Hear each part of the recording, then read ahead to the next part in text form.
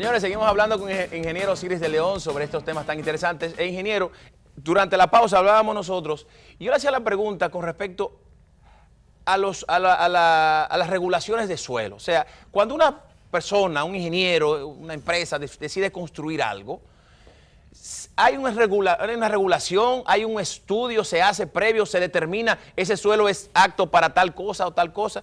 ¿Existen regulaciones en el país con respecto a eso, al uso de suelo? Buen tema. Sí. Hay dos instituciones que manejan el uso de suelo. Sí. La alcaldía, que es quien te autoriza el uso de suelo, y el Ministerio de Obras Públicas, que te autoriza el estudio de suelo, que son dos cosas diferentes. El ayuntamiento te dice, ok, mira, te permito que hagas esto aquí en ese lugar, pero todavía el ayuntamiento no tiene el estudio de suelo. Ahora, tú tienes que hacer el estudio de suelo y presentárselo al Ministerio de Obras Públicas, no al ayuntamiento. ¿Qué ocurre? Las dos instituciones con el tiempo tendrán que vincularse a través de una ventanilla única, mediante la cual, cuando tú sometas tu estudio evaluando las condiciones del suelo y en función del mapa de microzonificación sísmica que hizo el Servicio Geológico Nacional, te digan, no, ese tipo de proyecto no aplica para ese tipo de suelo. O no, mira, esa escuela no se puede hacer sobre ese suelo. O mira, este hospital no se puede hacer sobre ese suelo, porque amplifica. Yo te recomiendo que en lugar de hacerlo aquí, lo hagas aquí. Por ejemplo, te voy a poner un caso sencillo, la UAS. Si tú me pides a mí levantar una torre de 20 pisos en la UAS, yo te digo, en lugar de hacerlo del lado de la Correa y Cidrón, hazlo del lado de la José Contreras.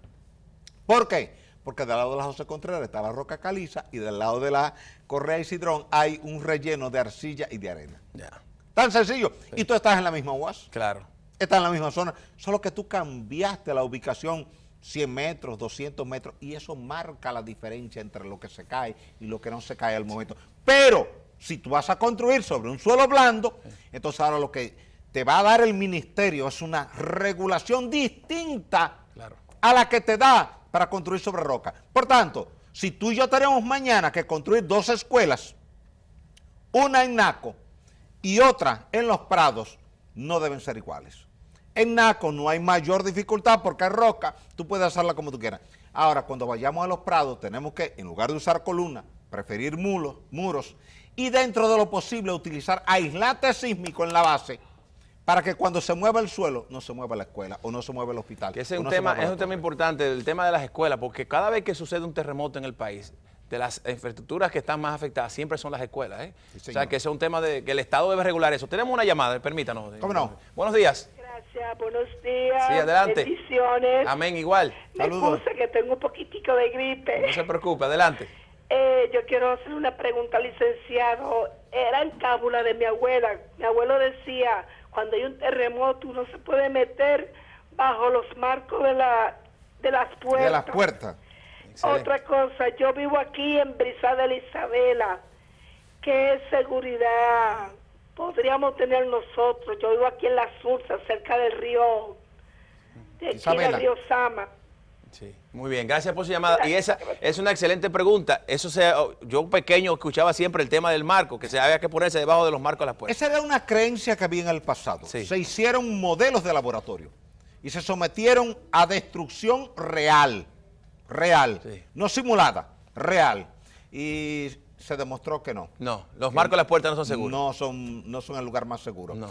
Sobre el lugar donde ella vive, en La Sursa. En La Sursa depende de donde usted vive.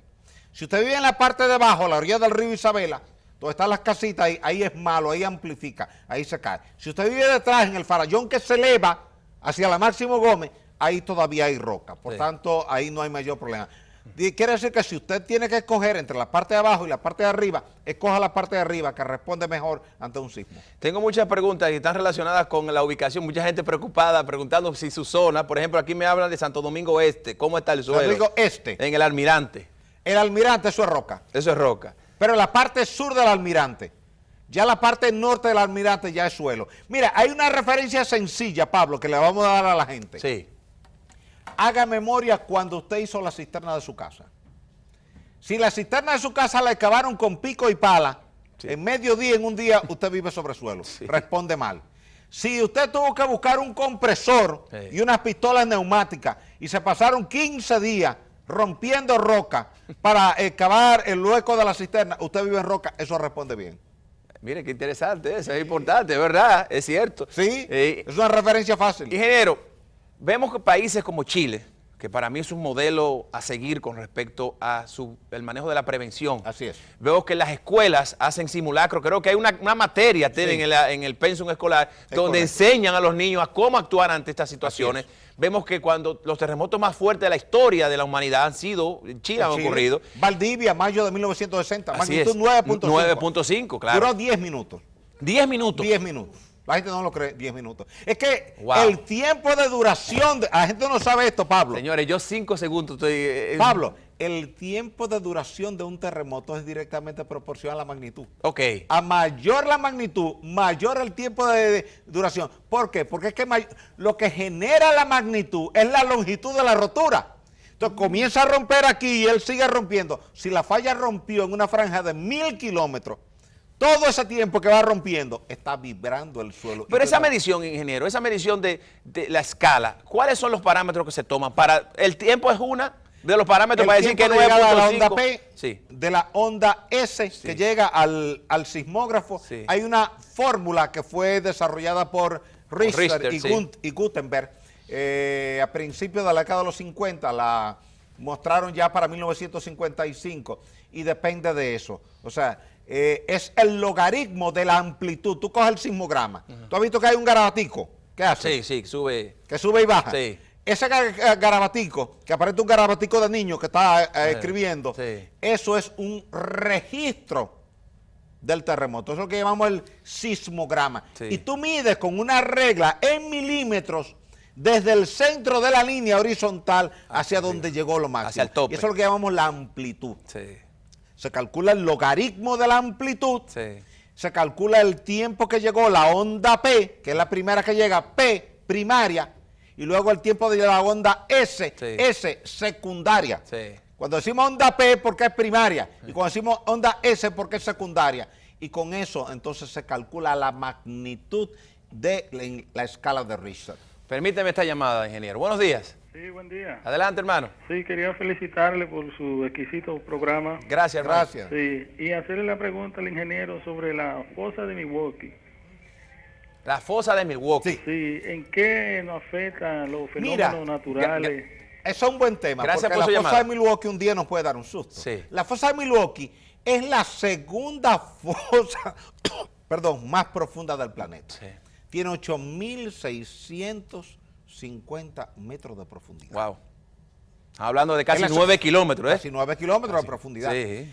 Es una zona donde la placa de Norteamérica penetra por debajo de la placa del Caribe. Y está al noreste de Samaná, en la parte norte de Puerto Rico.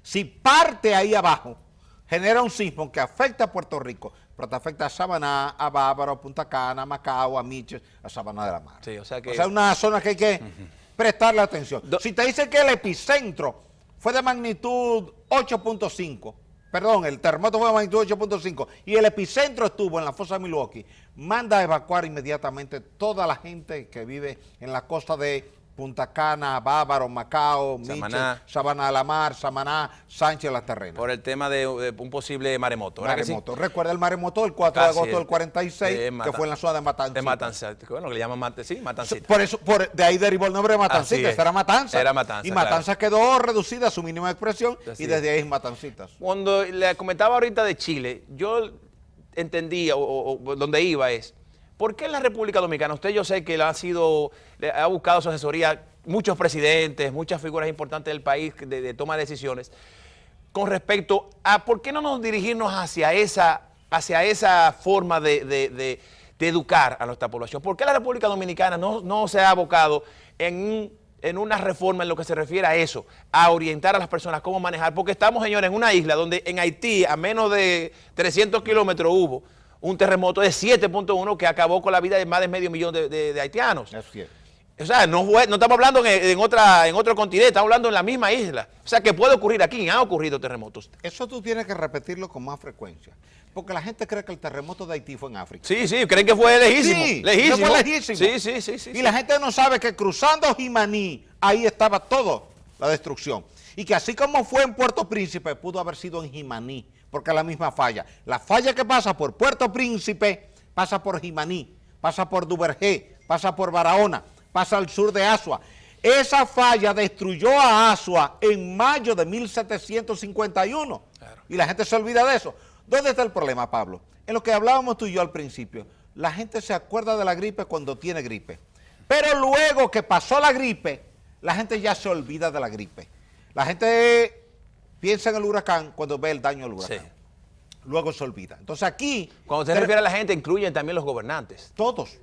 Porque es una cuestión de una cultura social. Claro. En Chile ya han asumido la cultura de hablar del terremoto y educar, porque ellos suponen que cada año van a ser golpeados por un terremoto. Como el último terremoto grande de República Dominicana fue el del 4 de agosto del 46, porque la gente cree que ese de Haití, que no, que eso fue en Haití. Eso fue en Haití, eso no tiene que ver con nosotros. No tiene la geología no tiene fronteras políticas ni geográficas.